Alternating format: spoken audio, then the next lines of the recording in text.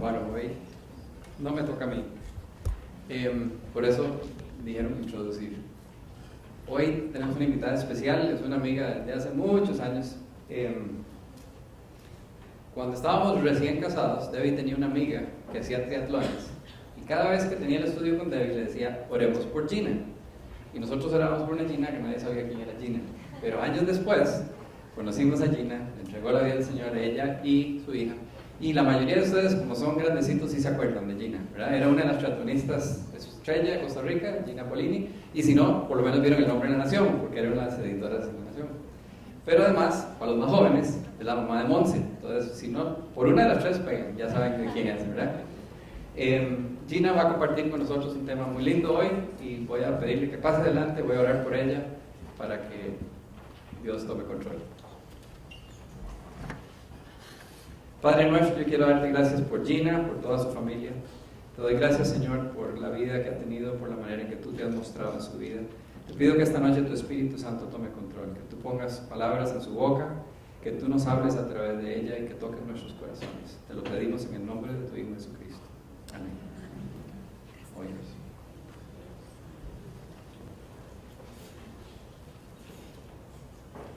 Bueno, me da mucho gusto estar aquí con ustedes compartiendo y más gusto todavía me da porque Benja no lo dice, porque yo sé que eso lo podría decir de un montón de gente, pero Benja es mi mentor, o sea, él fue el que me llevó al Señor, es una persona a la que le debo todo lo importante que ha pasado en mi vida después de recibir al Señor, que ya hace unos 13 años, y además con él llegaron al Señor mi hija Montserrat y Juan Diego, mi hijo. Entonces, me da muchísimo gusto compartir y ver que el Señor lo sigue bendiciendo y uniendo para que siga tocando corazones como todos los que están aquí.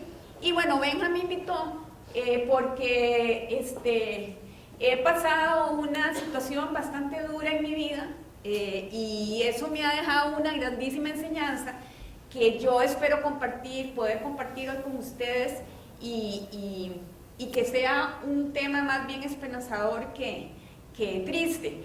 En realidad tengo 3 años de literalmente dormir con el enemigo, como se llamaba una película que los más viejitos la debemos recordar. Y no solo dormir con el enemigo, sino que todo el día tengo que estar con él. Y no me lo puedo quitar de encima. No es un mal marido, sino que hace 3 años me descubrieron un cáncer de páncreas. Y este es uno de los cánceres más agresivos que existen. Entonces tengo 3 años de estar luchando contra el cáncer de páncreas. Bueno, me operaron para quitarme el cáncer, luego me salió en otro lado. Y hace 2 meses salí del hospital después de 2 meses de estar internada, o sea, batí mi récord de internamiento por una infección en el hígado. Resulta que el páncreas y el hígado trabajan en conjunto y entonces al tener nada más la mitad del páncreas, el hígado tiene mucho trabajo, además que tengo solo un riñón y entonces es bastante complicado el asunto. Pero bueno, el Señor me ha sacado adelante en todo este proceso y precisamente eso es lo que Él me ha enseñado, que yo quiero compartir hoy con ustedes. ¿Cuál es el sentido de las situaciones difíciles que nosotros pasamos? ¿Cuál es el significado de las pruebas bíblicamente? Porque se los voy a demostrar bíblicamente. ¿Cuál es la función de las pruebas en nuestra vida, en nuestra formación, en nuestro crecimiento como personas y como cristianos? Y en realidad creo que ha sido una enseñanza bastante importante. Por supuesto que yo no lo hubiera querido aprender de esa forma, pero bueno, esa fue la forma en que el Señor encontró para hacerme crecer y yo quiero compartir eso con ustedes. Por supuesto que no podemos hablar de las pruebas sin mencionar a Santiago. La carta de Santiago, que es lindísima, lástima que no escribió más, comienza precisamente hablando de la actitud que nosotros debemos tomar en las pruebas, y es un versículo incluso que lo utilizan en contra de los cristianos para decirnos que nosotros somos como masoquistas, porque parece que no tiene que ver nada con la lógica humana. Entonces es interesante porque a través de todos los versículos que yo fui consiguiendo me di cuenta de qué era lo que quería decir Santiago cuando hablaba de eso, porque vean qué interesante lo que nos dice Santiago en Santiago 1, 2 y 3. Dice, hermanos míos, ustedes deben tenerse por muy dichosos, vean qué raro, tenerse por muy dichosos cuando se vean sometidos a pruebas de toda clase. De toda clase, no está diciendo a pruebillas, a cosas chiquitillas, no, a cualquier tipo de prueba. En esos momentos ustedes tienen que sentirse muy dichosos, pues ya saben que cuando su fe es puesta a prueba, ustedes aprenden a soportar con fortaleza el sufrimiento. O sea, conforme a nosotros nos van poniendo a prueba, nosotros nos vamos haciendo resistentes al sufrimiento. O sea, conforme nos van probando, nosotros vamos creciendo, vamos haciéndonos grandecitos en el cristianismo, porque vamos aprendiendo a perseverar en el sufrimiento, a tener fortaleza en el sufrimiento. Como bien dice Hebreos 12:11, a nadie le gustan las pruebas, a nadie le gusta la disciplina. Yo recuerdo que cuando yo estaba en el colegio, tenía algunos profesores que no soportaba, y ahora me doy cuenta que esos fueron los profesores que más me enseñaron, porque eran los más estrictos, los que nos obligaban a estudiar, los que me enseñaron, por ejemplo, la profesora de español, de ella era bravísima y era exigentísima, pero bueno, yo me hice periodista y a mí me sirvió muchísimo lo que yo aprendí con ella, pero no la quería para nada, porque era muy estricta. Lo mismo pasa con las pruebas. Aquí dice, ciertamente, ninguna disciplina en el momento de recibirla parece agradable, sino más bien penosa. Sin embargo, después produce una cosecha de justicia y paz para quienes han sido entrenados por ella. Entonces, ¿cuál es el asunto? Que nosotros no tenemos que concentrarnos en la prueba, en lo que estamos pasando, sino que tener la esperanza puesta en lo que vamos a lograr después de superar esta prueba. ¿Y cómo hacemos? Bueno, por supuesto que agarrados del Señor, pidiéndole a Él que nos ayude a saber qué es lo que necesitamos hacer para salir pronto de la prueba, porque Santiago, otra vez volviendo sobre el tema de las pruebas, en 1:4 dice, pero procuren que esa fortaleza, está hablando de la fortaleza que nos da las pruebas, los lleve a la perfección, a la madurez plena, sin que les falte nada. A mí me llama muchísimo la atención que la Biblia, siempre que nos pone algo que Dios nos da, nos pide a nosotros que hagamos nuestra parte. O sea, Dios nos va a sacar bien de las pruebas. Nosotros vamos a salir más creciditos, más maduros, vamos a ser mejores personas, mejores cristianos. Pero nosotros tenemos que hacer el esfuerzo de que esas pruebas nos fortalezcan. O sea, de sacarle el provecho positivo a una prueba. Entonces nosotros tenemos nuestra propia tarea que hacer. O sea, nada en el cristianismo es sentarme a esperar que Dios y el Espíritu Santo hagan las cosas. Ellos ayudan y por supuesto que ponen la mejor parte, pero nosotros tenemos que disponernos a cambiar, a ser mejores, a utilizar esas partes duras de nuestra vida para aprender lo que Dios nos quiere enseñar a través de eso. Aquí nos están hablando de que las pruebas y la fortaleza que nosotros logramos en las pruebas nos tienen que llevar a la perfección. ¿Y qué será la perfección? O sea, porque para mí ser perfecta puede ser como Benjamín, pero para Benjamín ser perfecto puede resultar ser, ¿verdad? El criterio de Dios es como muy relativo, pero la Biblia no deja ningún cabo suelto. En Mateo 5:48 nos dice así, por tanto, sean perfectos, así como su Padre Celestial es perfecto. Puchis, ahora que pasaron las Olimpiadas, como que nos pusieron la barra muy alta, ¿verdad? Como que nos toca saltar muy alto. Ninguno de nosotros va a llegar a ser perfecto, eso se los garantizo, mientras estemos aquí. Nosotros vamos a llegar a la perfección en el momento que lleguemos a la presencia de Dios. Pero nosotros tenemos que pulsearla para brincar la altura más alta, la barra más alta. Vea, yo a veces estaba viendo la Olimpiada y veía que los tipos estos pasaban y ya habían pasado y con el vientito se les caía la barra. Eso no lo podemos permitir.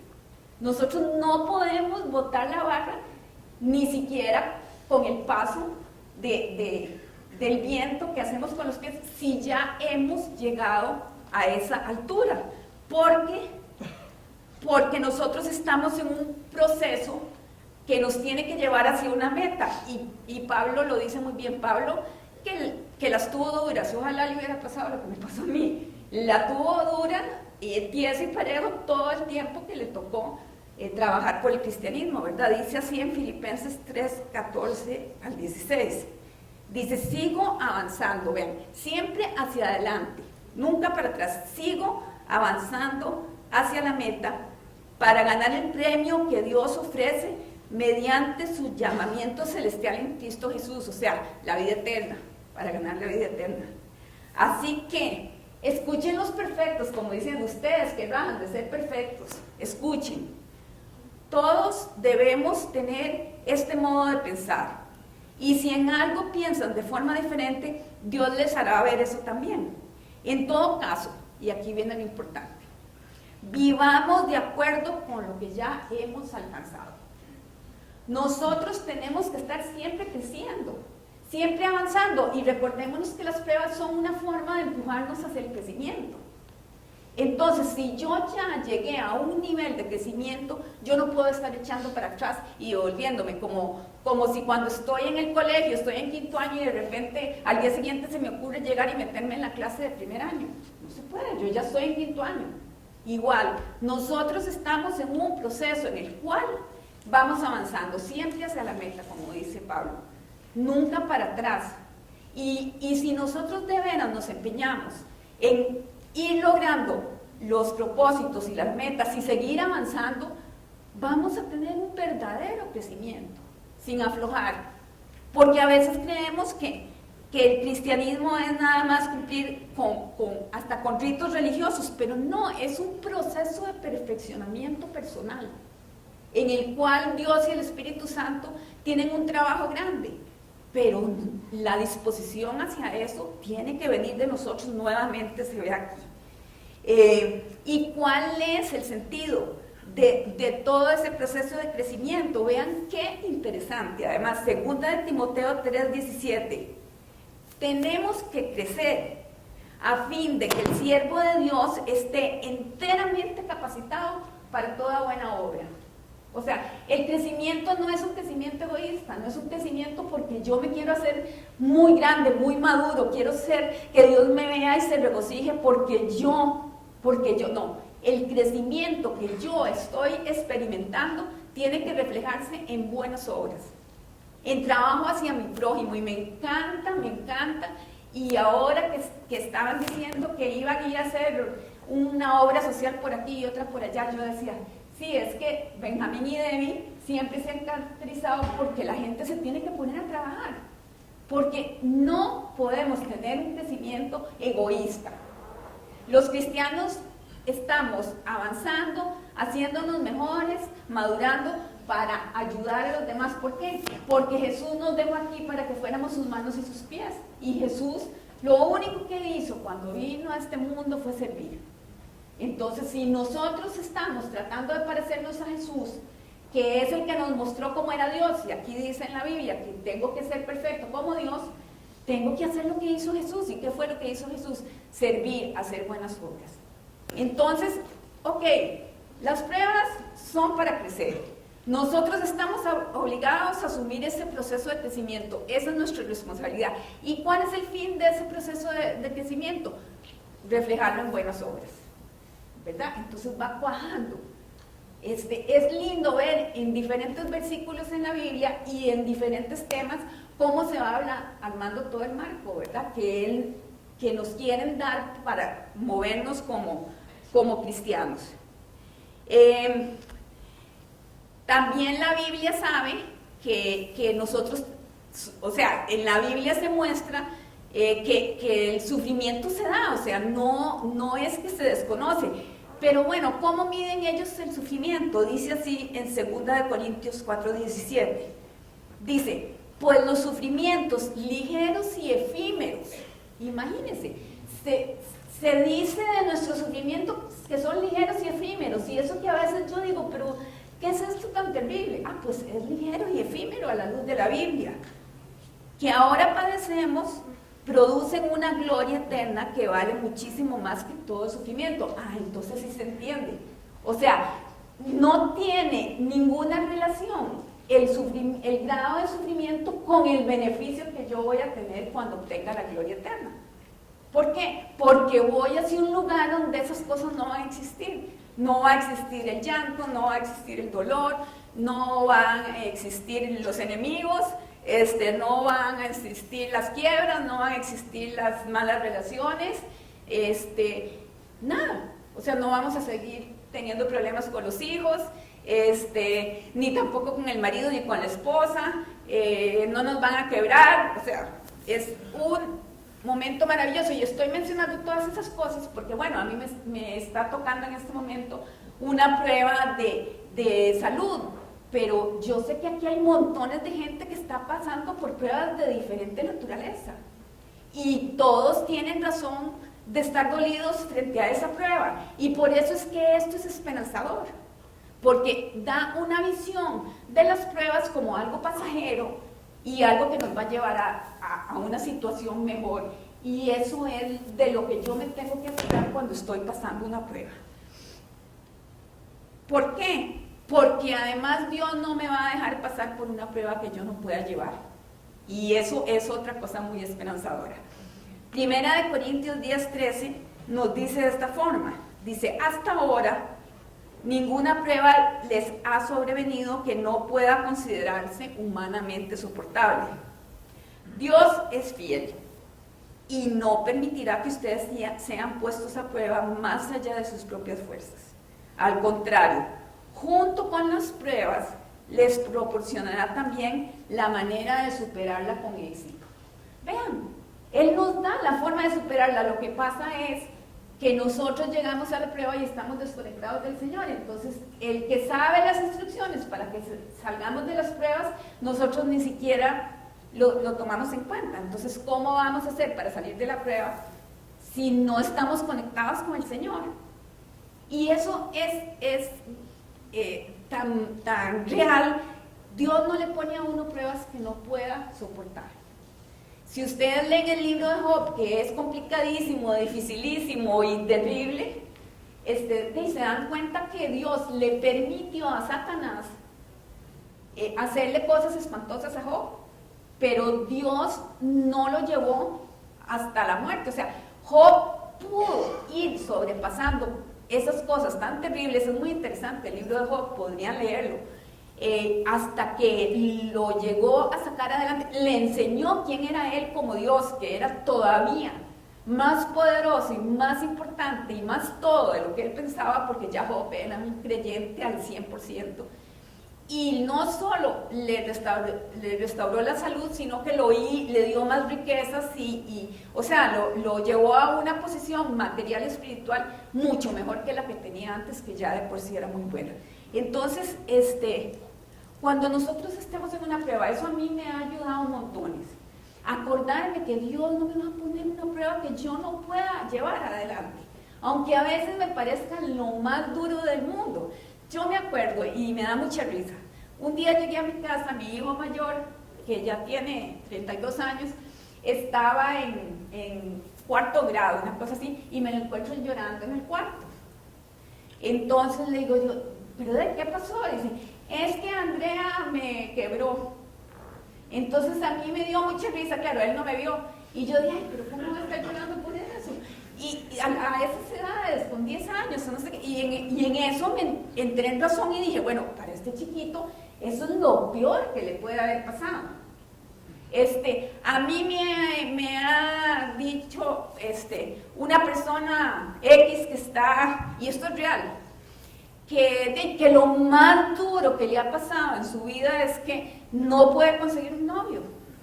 Y yo digo, un novio, uy, si para mí fuera tan fácil, bueno, estaría muerta de risa. Bueno, pero en este momento, para ella es tan duro no conseguir el novio como está haciendo para mí lidiar con un cáncer. Pero Dios no nos da pruebas que no podamos soportar, no nos permite. Estoy hablando de los cristianos. O sea, a sus hijos cristianos no les permite pasar por pruebas que no puedan soportar.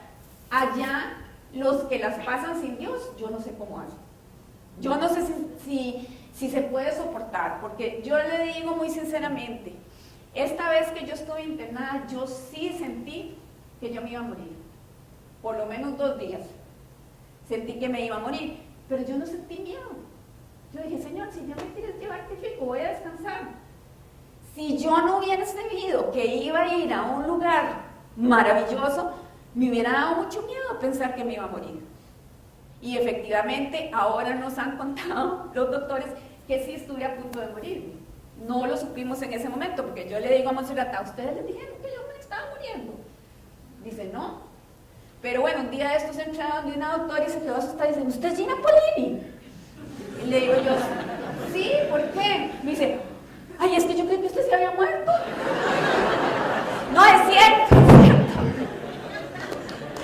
Entonces le digo, sí, es que me mandó otro doctor porque ustedes que son los infectólogos no lo ven a uno personalmente, sino que analizan los exámenes que les llegan y las biopsias y esas cosas, entonces no tienen un contacto con uno, por eso ella no me reconocía físicamente. Entonces le digo, es que me mandó el doctor porque ustedes no me dieron citas de seguimiento y estoy tomando montones de antibióticos, entonces de ahí eso me está afectando mucho. Y, no, es que no le dimos cita de seguimiento porque creímos que no iba a salir de esto. O sea, es real. Pero ¿qué pasa? Yo nunca tuve miedo. Nunca tuve miedo. Más bien al rato dije, qué rico, ya voy a descansar.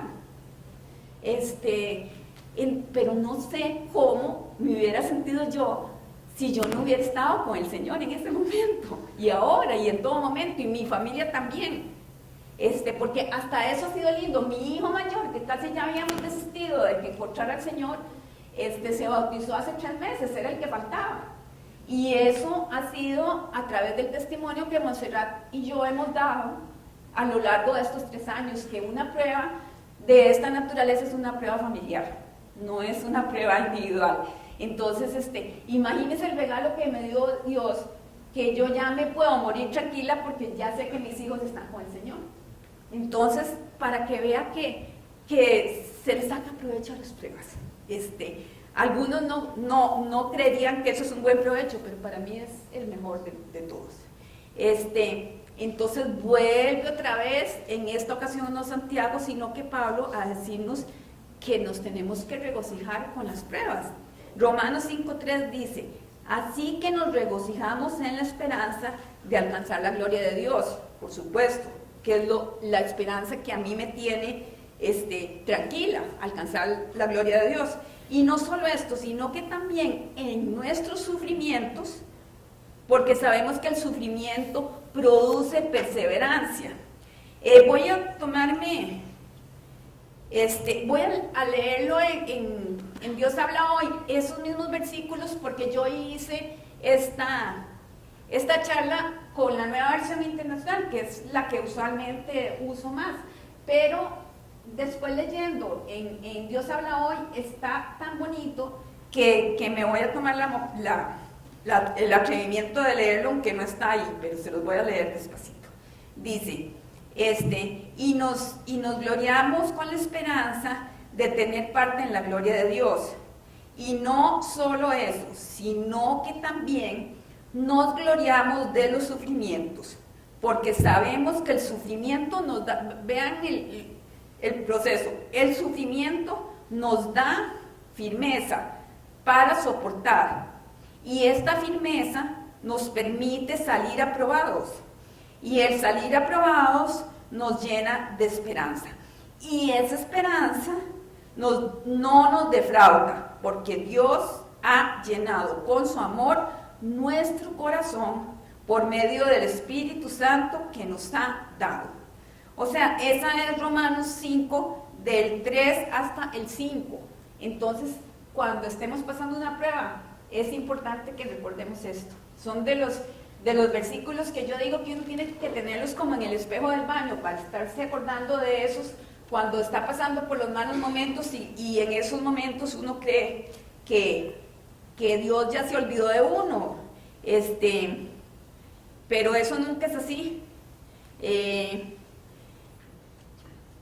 Nosotros tenemos la tendencia en las pruebas a creer que el Señor se olvidó de nosotros.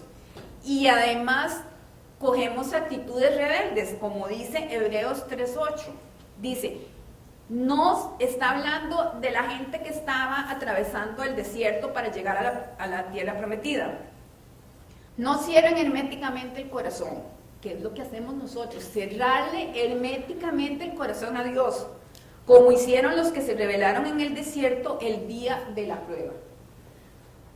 Me imagino que a usted le ha tocado oír, como a mí muchas veces, no, es que yo no volví a la iglesia porque me enojé con el Señor porque se murió mi hijo. Claro, sí, qué duro. O yo no volví a la iglesia porque tengo un cáncer que me está consumiendo y estoy brava con el Señor.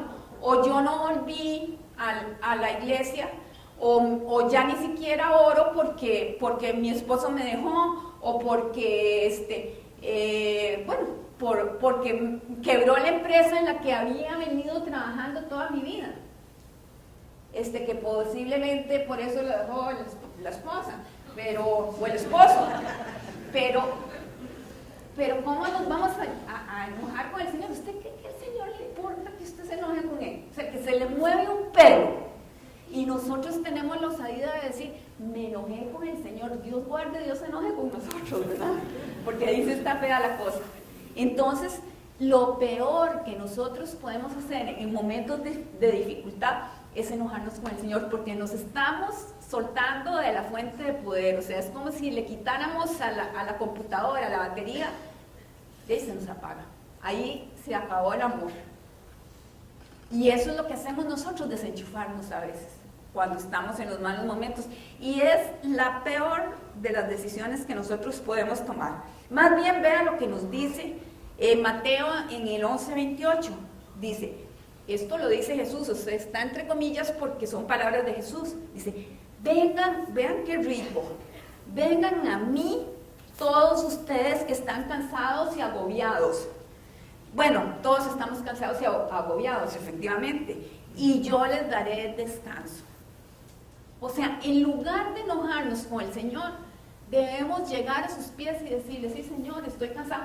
Yo hasta a veces le he dicho, Señor, pero dígame, ¿qué es la vara? O sea, le he mostrado que estoy molesta, ¿verdad? Porque a Él se le puede también decir, Dios, estoy cansada, es que ya es mucho, ya tengo 2 meses de estar internada y pasé la Semana Santa y todos los médicos se fueron y toda mi familia se fue y yo ahí en el hospital pasando Semana Santa. No. Y yo decía, bueno, pero ¿qué es el asunto? Pero yo nunca me desconecté del Señor, nunca.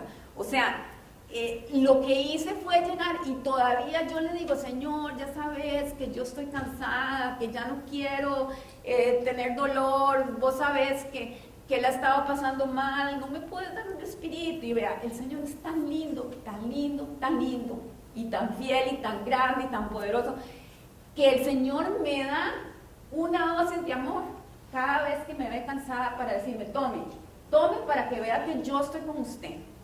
Tome para que vea que a pesar de todo lo que está pasando, yo no me he olvidado de usted. Y solo el simple hecho de poder estar aquí compartiendo con ustedes es una bendición de Dios. Imagínense estar hablando yo en medio de momentos de dificultad, de que yo estoy viviendo con esperanza solo porque tengo al Señor en mi corazón. Entonces, eso es una bendición.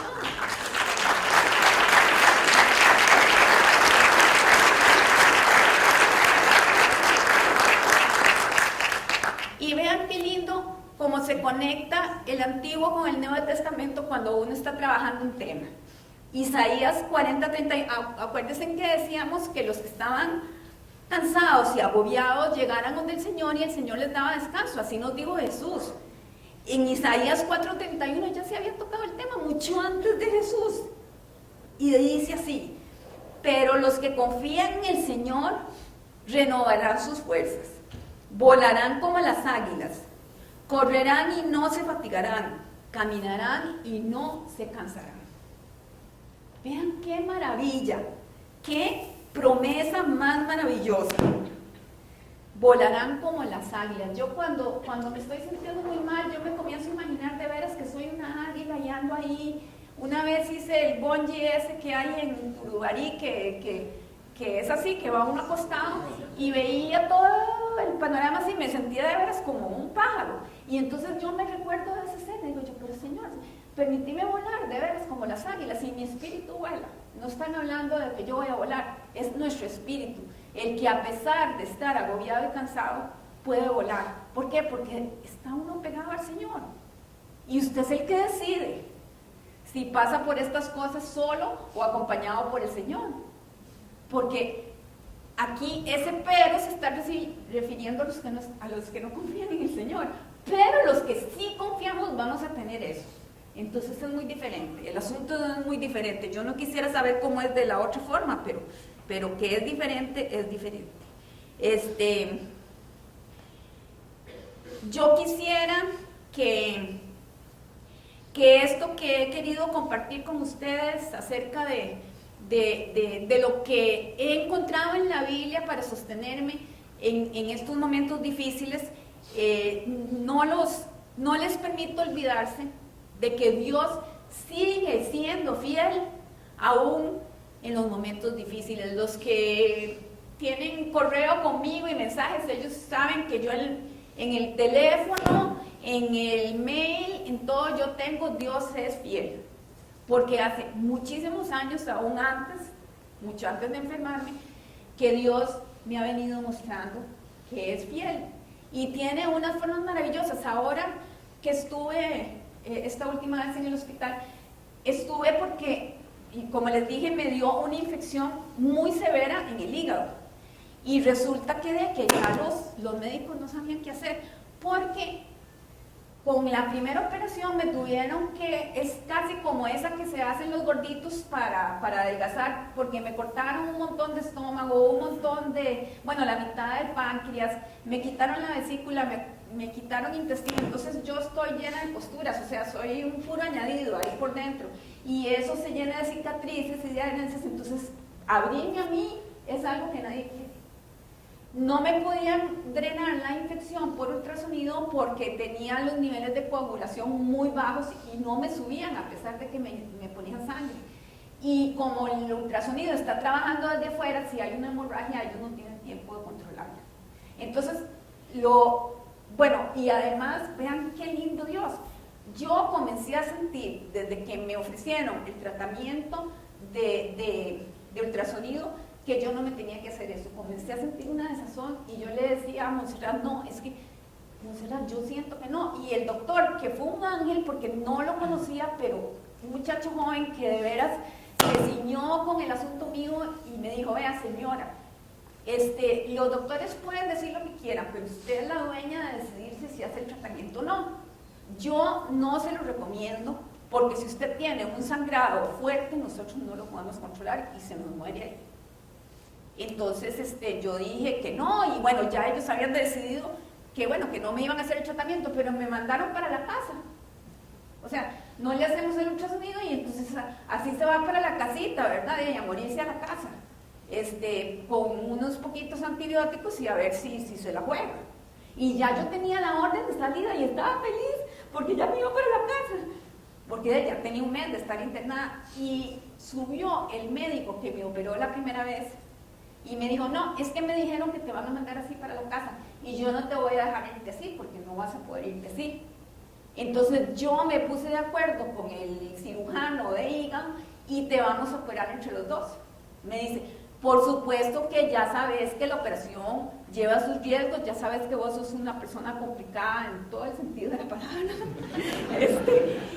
pero más médicamente. Pero bueno, y yo en ese momento, así me inundó la paz del Señor, a tal punto que yo le volví a decir a Montserrat, esto yo me lo hago a ojo cerrado, porque el Señor me está diciendo que esto es lo que Él tenía para mí.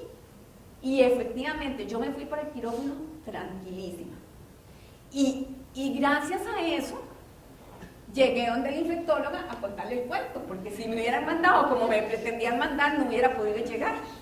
Y eso fue Dios, no hay otra cosa. Yo tenía la orden de salir de la casa, más mi llorada me debo de haber echado, ¿verdad? Porque me volvieron a meter a la cama y a ponerme pijamas. Pero bueno, esa era la puerta que Dios me estaba abriendo sin ni siquiera buscarla yo. Y así, si nosotros les contáramos, digamos, a uno le mandan a hacerse un TAC en el hospital y generalmente hay cola de 3 meses, ¿verdad? Y yo llego sin pedir ningún trato especial, yo llego a la ventana y digo, mire, es que traigo este TAC, tengo la cita tal día, y dice, ay, usted viene sin desayunar, es que se me acaba de abrir un campo.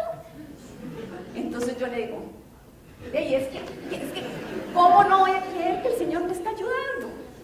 Y así, bueno, debería de escribir todo lo que Dios me ha mostrado a través de gente que me ha llamado, que me conoce de hace años y me dice, anoche me desperté a las 3 de la mañana y me puse a orar por vos y yo sentí que Dios te está diciendo que Él está con vos, que no aflojes, que cosas así tan maravillosas que bueno, cuando ya estoy pensando que Dios se olvidó de mí, siempre me sorprende. ¿Saben por qué? Porque Dios es fiel y eso es lo que yo quería compartir con ustedes hoy. Entiendo que hay un video y otras sorpresitas, entonces ahí los dejo con eso.